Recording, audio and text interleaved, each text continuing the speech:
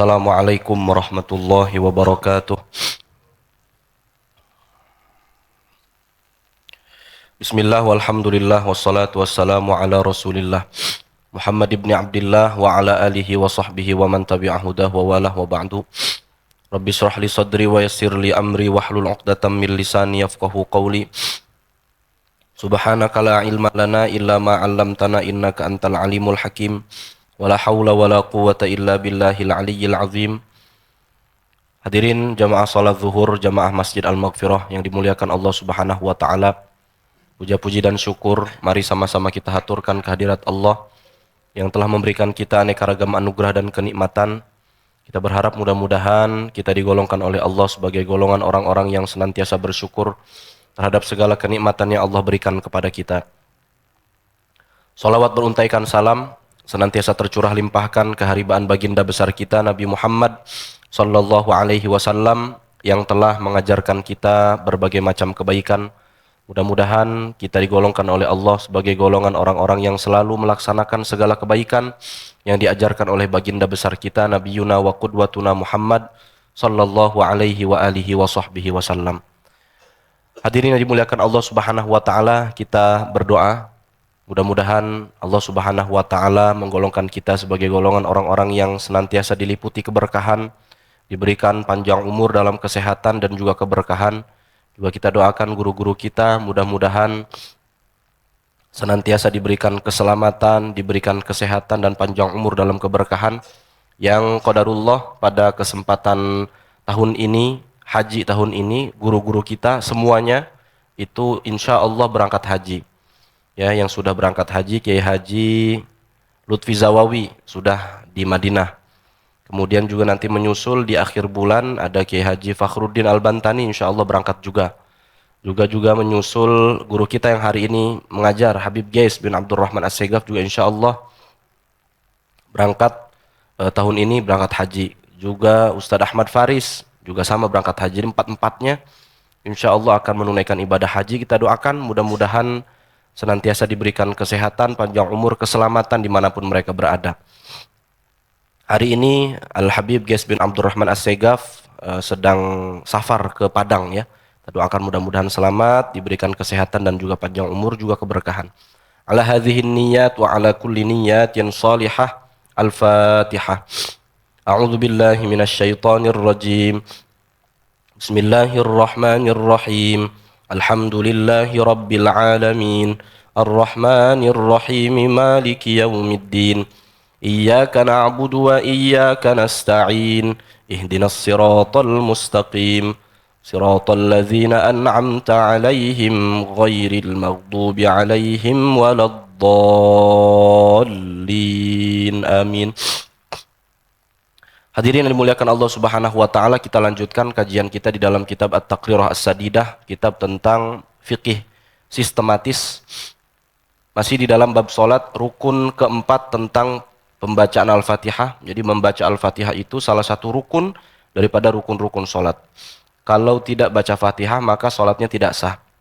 Kemarin kita sudah masuk ke dalam syarat-syarat membaca Fatihah. Ada berapa, Pak? Ada 12. Syarat membaca Al-Fatihah itu ada 12. Kita masuk ke syarat yang keempat, yaitu mura'atu tasdidatiha, menjaga tasdidnya. Jadi tasdid Al-Fatihah itu ada 14. Ingat bahwa di dalam madhab Syafi'i, Al-Fatihah ayat pertamanya ialah basmalah. Jadi baca basmalahnya secara jahar, secara jelas. Jangan langsung alhamdulillah. Tapi imam-imam masjid-masjid di Timur Tengah pada alhamdulillah langsung, Pak Ustadz. Itu madhab Hambali. Madhab Hambali memang tidak mensyaratkan membaca Fatihah basmalahnya jahar. Gitu. Atau ada di antara mereka yang menganggap basmalah itu bukan daripada bagian Fatihah. Jadi basmalah itu atau bismillahirrahmanirrahim itu ada sebagian ulama yang menganggap bukan ayat pertama Fatihah. Ada sebagian ulama yang menganggap itu ayat pertama Fatihah. Madhab Syafi'i, madhab yang kita anut di Indonesia, juga madhab mayoritas dunia, itu menganggap basmalah itu salah satu ayat pertama dari Al-Fatihah. Jadi kalau menganggap basmalah bukan salah satu ayat dari Fatihah itu tidak mengapa, nggak masalah. Ada orang menganggap Bismillahirrahmanirrahim bukan salah satu ayat atau ayat pertama dari Fatihah, nggak masalah. Yang masalah kalau dia menganggap basmalah itu bukan ayat dari Al-Quran. Sebab di dalam surah An-Naml disebutkan kata Bismillahirrahmanirrahim. Innahu min Sulaiman wa innahu Bismillahirrahmanirrahim. Jadi Bismillahirrahmanirrahim, bagi yang menganggap bahwa Bismillahirrahmanirrahim itu adalah ayat pertama dari surah Al-Fatihah, maka Bismillahirrahmanirrahim yang resmi di dalam Al-Quran ada dua. Di Al-Fatihah ayat pertama dan juga di surah An-Naml. Innahu min Sulaiman wa innahu Bismillahirrahmanirrahim. Itu tuh. Ketika Nabi Sulaiman mengirim surat kepada ratu negeri Saba yang kita kenal nama ratunya Ratu Balqis atau Ratu Bilqis. Gitu. Kalau kita mazhab Syafi'i menganggap bahwa basmalah itu ayat pertama di dalam Al-Fatihah. Jadi wajib juga membaca basmalah. Jadi jangan lagu-laguan. Alhamdulillahirabbil alamin. Ya. Kalau kita mah suara kita kan demek-demek topo basah ya. Kagak enak suara kita mah. Kalau mereka mah pantas saja alhamdulillah langsung. Tapi guru-guru kita tuh pernah bertanya langsung kepada para imam-imam Timur Tengah itu. Mereka bilang mereka tetap baca basmalah cuma sir. Tuh ya, cuma sir. Kan banyak tuh nanti pertanyaan ketika orang umroh, Pak Ustadz, kemarin saya umroh, sholat di Masjidil Haram, imamnya langsung alhamdulillah. Kan udah beda madhab nih, gimana bermakmum kepada orang yang beda madhab? Sedangkan di dalam madhab Syafi'i, tidak membaca bismillah itu tidak sah tuh, Fatihahnya tidak sah tuh Pak. Fatihah tidak sah ya berarti sholatnya juga nggak sah gitu. Maka dikuatkan bahwa para imam-imam Masjidil Haram, Masjid Nabawi itu baca cuma sir gitu ya. Baca cuma sir.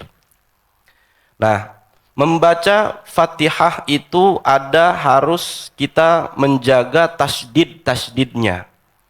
Tidak boleh kita mentasdidkan sesuatu kata yang tidak bertasdid atau sesuatu huruf yang tidak bertasdid di dalam Fatihah. Atau sebaliknya, kita tidak mentasdidkan sesuatu huruf yang bertasdid. Tasdid di dalam Al-Fatihah ada 14. Nggak boleh salah satu pun kurang. Ada 14 tasdid. Paham tasdid ya? Iyyaka, itu tasdid namanya. Ya-nya bertasdid.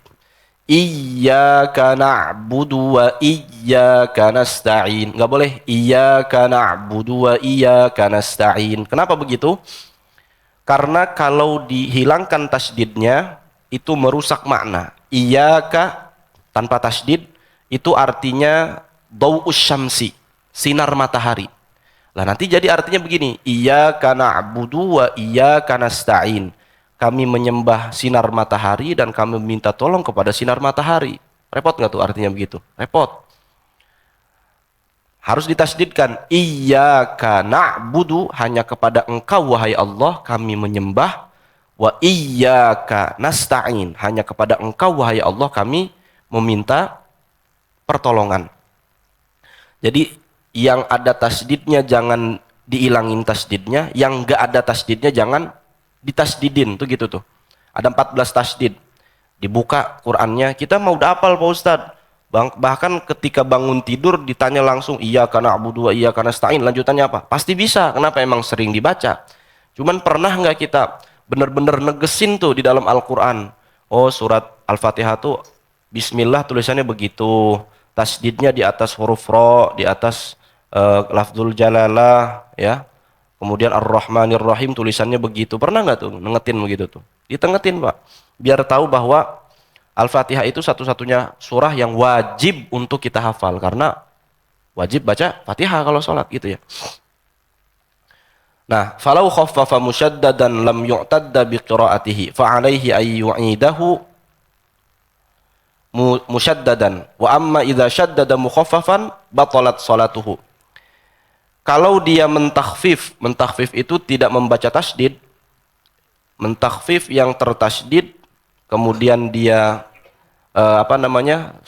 secara tidak sengaja ya, kalau sengaja udah nggak ada urusan. Kalau tidak sengaja yang harusnya bertasdid tidak dia baca tasdid, maka dia kudu ngulang bacaannya. Kebalikannya, wa amma idza syaddada mukhaffafan, yang bukan bertasdid dia bikin tasdid. Yang bukan bertasdid dia nasta'in misalkan gitu. Nasta'in. Ainnya kan nggak ada tasdidnya, dibikin tasdid sama dia.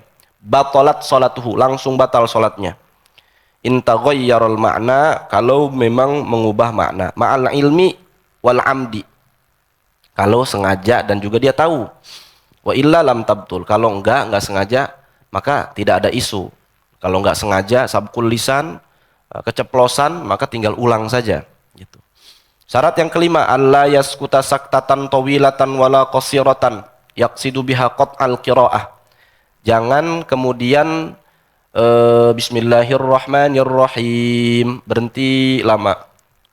Kemudian orang-orang setelah sholat nanya, kamu kenapa tadi ngimam baca bismillah kemudian lama? Emang saya sengaja, saya pengen potong tuh bismillah sampai alhamdulillah saya potong. Itu batal tuh.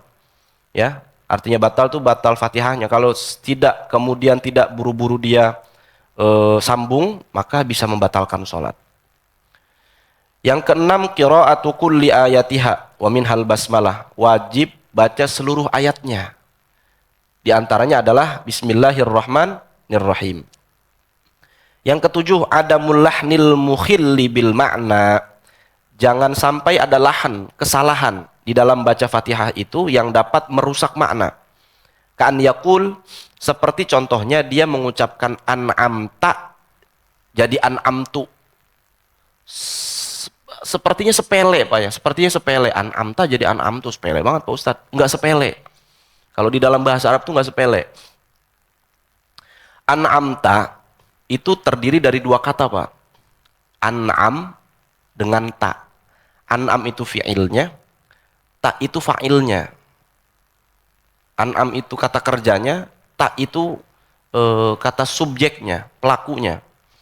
An'amta yang telah engkau berikan, artinya tuh yang telah engkau berikan nikmat. An'amta yang telah engkau berikan nikmat. Siapa yang memberi nikmat? Allah. Itu tak Pak. Kalau diganti jadi tu, artinya beda. Yang telah aku berikan nikmat. Jadi kalau ngeganti an'amtu alaihim, nah itu bisa kalau sengaja ya, itu bisa batal sholatnya. Batal Fatihahnya, batal sholatnya. Atau an'amti. An'amti itu kata ganti perempuan.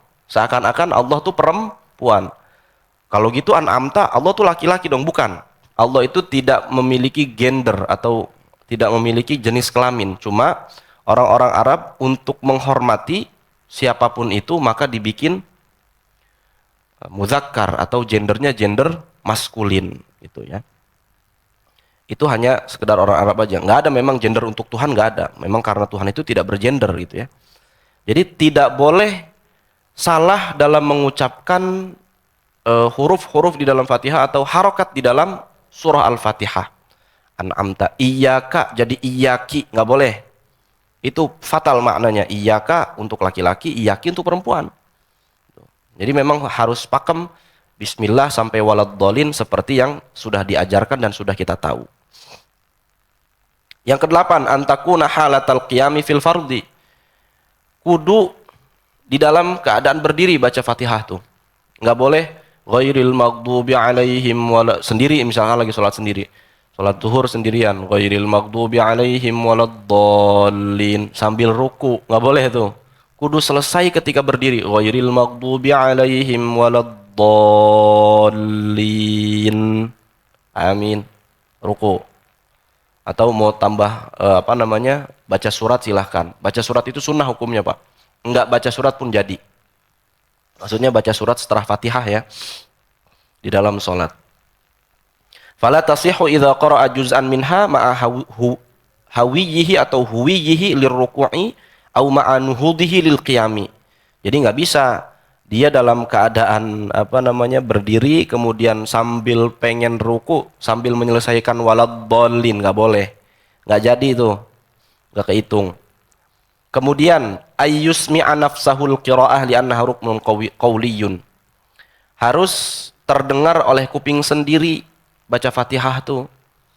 Bismillahirrahmanirrahim. Alhamdulillahirabbil alamin. Kalau jadi imam enak.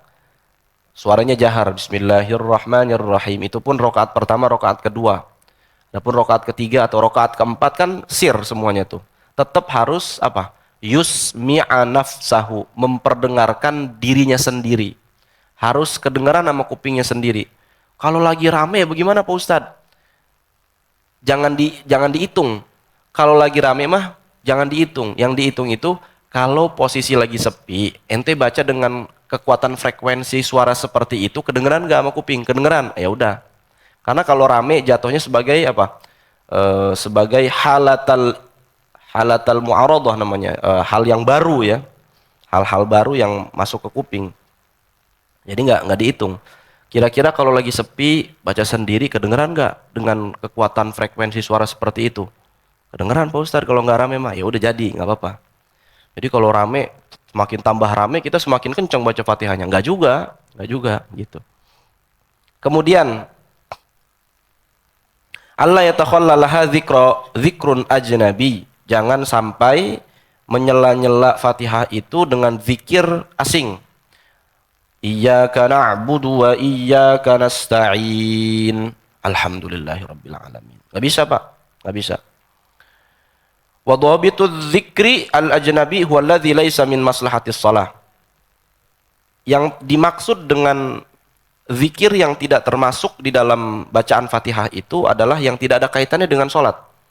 Kalhamdulillah atis. Contoh, orang lagi bersin. Fayajibu alaihi isti'nafuha min jadid. Alhamdulillahi rabbil alamin arrahmanir rahim. Dia bangkis. Hajim. Habis bangkis ngucap apa? Kan kalau bangkis disunnahkan ngapain Pak? Alhamdulillah. Kalau sampai keucap alhamdulillah Pak, ulangi itu Fatihahnya dari awal. Fayajibu alaihi isti'nafuha min jadid. Maka dia wajib ngulang dari baru dari awal. Kalau bisa, kalau lagi baca Fatihah bangkis, jangan ngucap hamdalah. Jangan ngucap hamdalah. Wa amma idza takhallalaha sajdatu tilawatin au amin au su'alur rahmah au ta'awudz minal azab au raddu ala qiraati imami fa innahu min maslahatis salati fala yu'idul Fatihah bal yukmiluha. Kalau dia sela-sela bacaan Fatihahnya dengan zikir lain, contoh lagi baca Fatihah, tiba-tiba imam baca surah yang ada sajdatu tilawah, sujud tilawah. Ada sujud tilawah, wasjud waqtarib. Itu kan salah satu ayat yang menyunahkan kita untuk sujud tilawah tuh. Surat apa tuh Pak? Wasjud waqtarib. Itu sunnah untuk sujud tilawah tuh. Setelah sujud tilawah kita masih iyyaka na'budu wa iyyaka nasta'in. Imamnya baca wasjud waqtarib. Allahu Akbar. Langsung turun tuh sujud sunnah, sujud tilawah namanya. Kalau imam sujud tilawah kan kita juga ngikut sujud tilawah ya. Ngikut sujud tilawah. Terus iyyaka na'budu wa iyyaka nasta'in gimana Pak Ustadz? Belum kelar. Entar. Setelah sujud tilawah, ngangkat kepala sampai berdiri lagi, lanjutin, nggak apa-apa. Lanjutin nggak apa-apa. Karena ini salah satu kemaslahatan sholat namanya. Au amin, atau dia ucap amin. Gimana sih Pak Ustadz? Kok lagi baca Fatihah ucap amin, bukannya imamnya udah duluan ucap amin? Gini, kapan kita wajib baca Fatihah bersama imam? Sudah boleh baca Fatihah bersama imam itu dari awal imam baca Fatihah Pak. Jadi boleh kita ngebarengin baca Fatihahnya imam. Imam alhamdulillahi rabbil alamin. Kita juga alhamdulillahi rabbil alamin. Ar-Rahmanir Rahim. Cepetan kita. Iyyaka na'budu wa iyyaka nasta'in ihdinas siratal mustaqim. Atau cepetan imam. Cepetan imam. Ghairil maghdubi alaihim waladdallin. Kata imam. Kan kita sunnah amin kan. Kita masih iyyaka na'budu wa iyyaka nasta'in. Amin. Amin dulu tuh baru ihdinas siratal mustaqim. Enggak apa-apa, enggak masalah kalau cuman zikirnya atau penyebutannya itu amin saja. Karena amin bagian daripada Fatihah, bagian daripada kesunahan setelah Fatihah.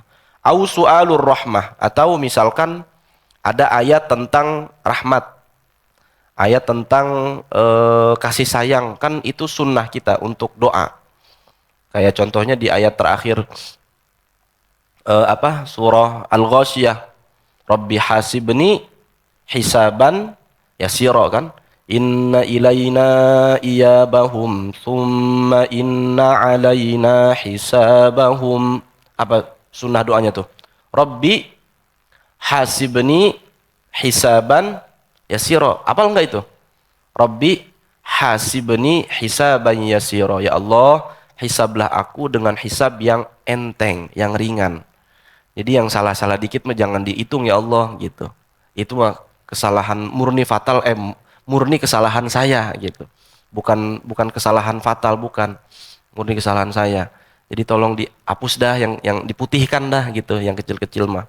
Tuh, Rabbi hasibni hisaban yasira. Itu sunnah baca itu tuh.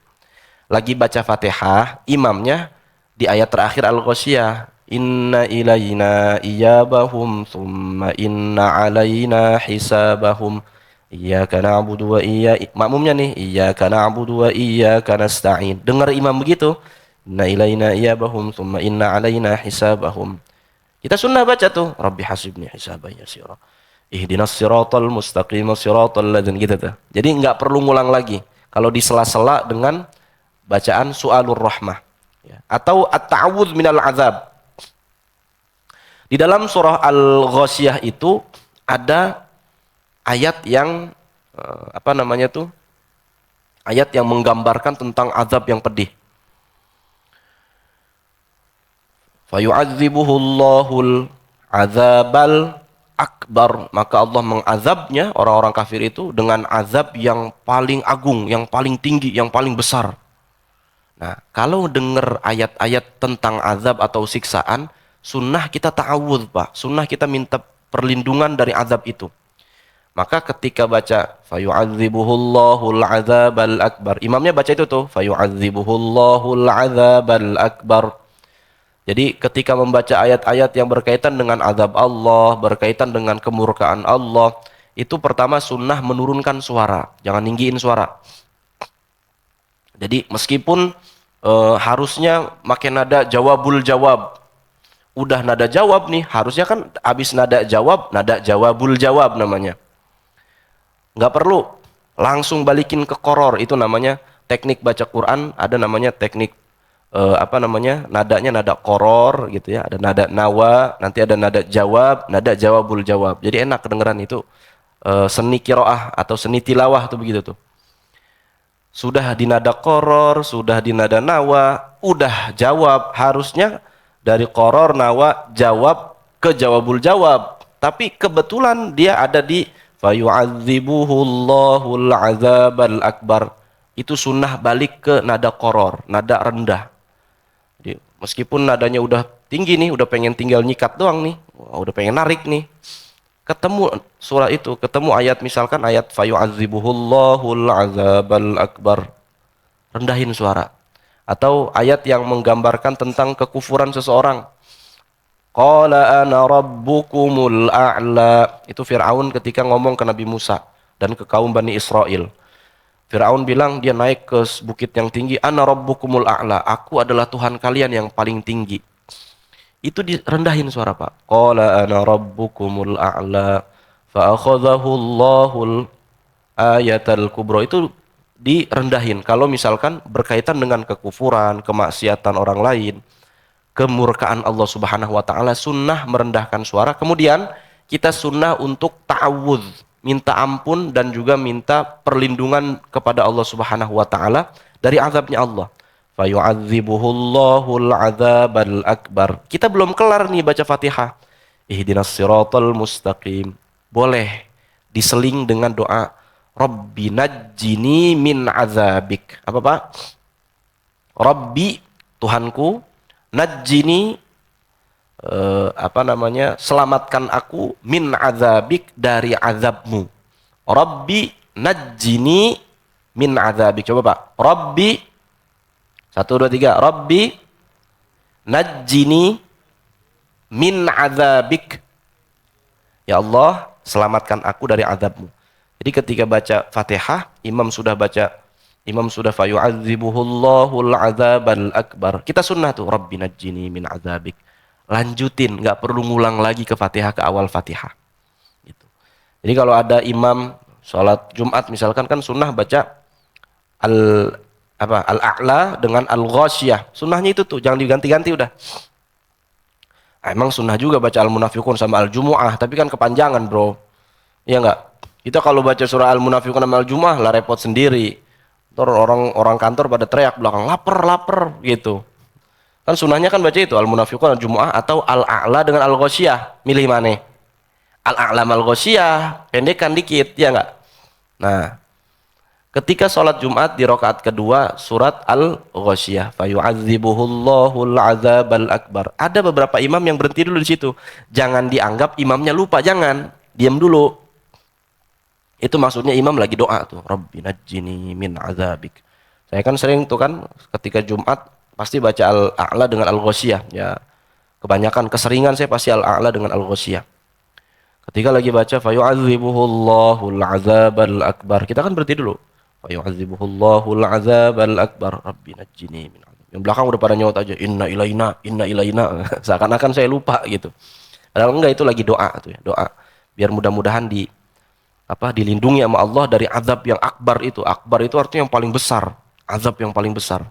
Jadi kata para ulama tuh azabnya besar itu orang nanti di neraka itu orang-orang kafir tuh Pak masuk ke dalam penjaranya Allah Subhanahu wa taala. Jadi neraka itu seperti lembah. Ada gunung-gunung, di tengah-tengah gunung itu banyak jeruji-jeruji besi yang hanya muat satu orang ketika tiduran dan meringkuk. Di sana diazabnya Pak. Allah, bayangin. Diazab, digodok, dibikin panas. Kemarin saya sama Bang Dai itu ke Cikarang. Itu panasnya luar biasa Pak. Itu bagaimana nanti di neraka tuh. Panasnya ribuan kali lipat Pak. Kita kan kalau panas kan aus Pak ya. Kalau panas aus nggak Pak? Aus, dehidrasi namanya, kurang air. Dikasih minum juga nanti di neraka. Dikasih minum sama Allah. Iya, kalau kita aus, naudzubillah ya, jangan sampai masuk neraka. Orang-orang yang di dalam neraka kehausan dikasih minum. Tapi minumnya min qatiron. Minumnya dari apa? Dari ter, tahu ter?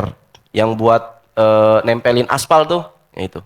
Dikasih minumnya itu tuh, panas-panas. Akhirnya kita nggak bisa minum lah, tenggorokannya meleleh.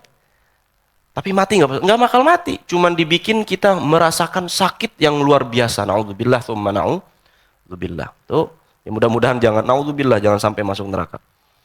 Kemarin kita sudah dengar dari guru kita, kabar baiknya kita semua pasti masuk surga. Pasti masuk surga. Yang penting tidak melepaskan kalimat la ilaha illallah tuh. La ilaha illallah Muhammadur Rasulullah. Itu bawa sampai mati. Jangan sampai sebelum mati kita naudzubillah min dzalik keluar dari millah, keluar dari agama. Yang ucap sesuatu yang kira-kira tidak diridhoi Allah Subhanahu wa taala. Allah enggak adil nih. Allah hidup nih enggak adil nih. Itu keluar dari agama tuh, bye-bye itu. Jangan ucapan itu. Pokoknya dijaga mulut kita, dijaga hati kita, sampai mati kita bawa la ilaha illallah, pasti masuk surga. Kabar buruknya adalah, ada yang masuk surganya langsung, habis dihisab langsung masuk surga, habis di sirot, jembatan sirot langsung masuk surga. Ada yang mampir dulu tuh. Ada yang mampir dulu. Kenapa? Karena keburukan tidak akan masuk surga. Kalau di dalam kita masih ada keburukannya, dosanya, digodok dulu di neraka, cuci dulu Pak. Ya, disetrika dulu. Udah rapi, udah bersih, semua keburukannya hilang, yang tersisa cuma la ilaha illallah, baliknya ke surga tuh. Milih mana tuh Pak? Nyampir dulu apa langsung duluan? Ya, kita ikutin jalannya orang-orang yang masuk surga, penuh maaf, ya, bersosialisasi dengan baik, tidak punya permasalahan dengan orang lain, ibadah jangan ditinggal, sholat minimal sholat 5 waktu jangan ditinggal. Selebihnya mau sholat sunnah atau enggak terserah. Tapi kata Rasulullah Shallallahu Alaihi Wasallam, kalau kamu mau masuk surganya langsung, kata Rasulullah, jangan tinggalin 12 rakaat tuh. Salat-salat rawatib, ya. Salat rawatib tahu kan? Salat-salat sunnah sebelum salat fardu, ya. Salat subuh, salat sunnah sebelum subuh, kemudian salat sunnah sebelum zuhur dan setelah zuhur, kemudian salat sunnah qobliyah asar, kemudian salat sunnah ba'diyah maghrib, tuh yang 12 rakaat tuh, jangan ditinggal tuh, dan salat sunnah qobliyah isya. Setelah isya juga kadang-kadang ada yang ngerjain tuh. Kemudian tutup dengan witir, gitu. Itu insya Allah masuk surganya dijamin sama Rasulullah. Ntar ada tanda pengenalnya, sama Rasulullah diajak, dah ente mah barisan belakang saya VIP, masuknya langsung. Jangan ditinggal sholat sunnahnya.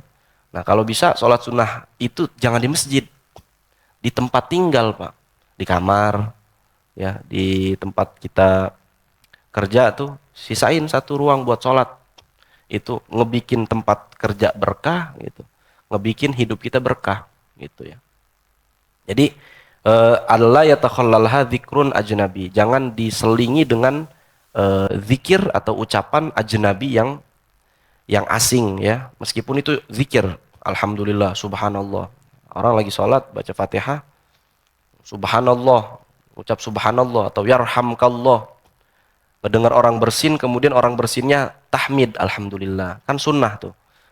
Kita apa namanya? Kita balas dengan yarhamukallah. Tapi kalau dalam sholat bukan yarhamukallah, tapi yarhamuhullah. Yarhamuhullah. Diganti kata gantinya. Yarhamukallah jadi yarhamuhullah. Itu boleh. Tapi kalau yarhamukallah, batal sholat kita. Seakan-akan kita sedang berbicara sama orang itu. Nah, kalau ada zikir-zikir seperti itu, bangkis, kita apa namanya? Kita tasmid. Tasmid itu menyebut yarhamukallah.